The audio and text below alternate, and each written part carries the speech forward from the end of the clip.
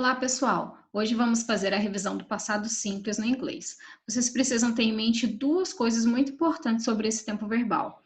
Quando ocorreu a ação é importante. Então, essa é a primeira coisa que você tem que saber. Ou vai estar escrito na frase através de uma time expression. O que seria uma time expression? É uma expressão que vai demonstrar quando ocorreu. Ontem, semana passada, 3 horas atrás.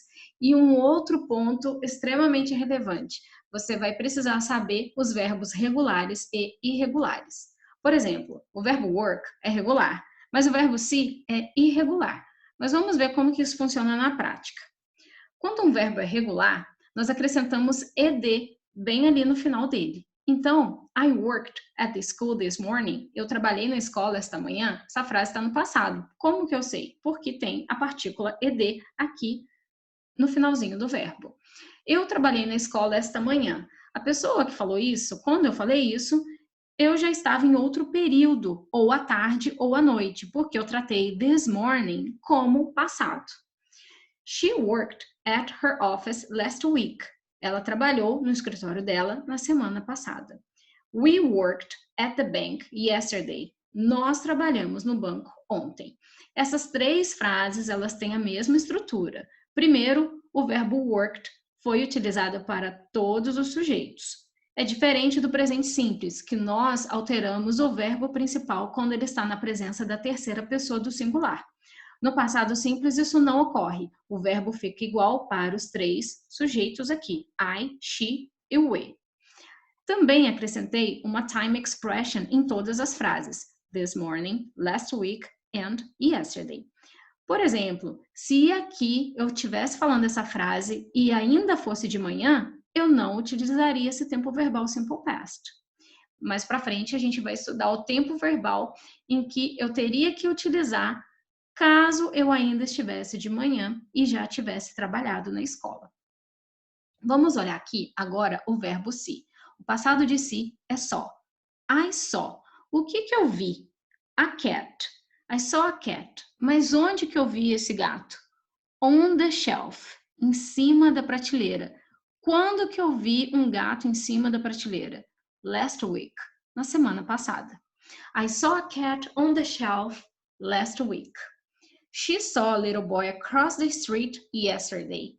Então, ela viu um menininho do outro lado da rua ontem. We saw her new car yesterday. Nós vimos o carro novo dela ontem. Aqui, mesma estrutura. Eu tenho o verbo irregular para todos os sujeitos. Eu também tenho uma indicação de tempo, de quando ocorreu. Ocorreu na semana passada, ontem e aqui também ontem. Essas frases, então, elas sempre seguem essa estrutura.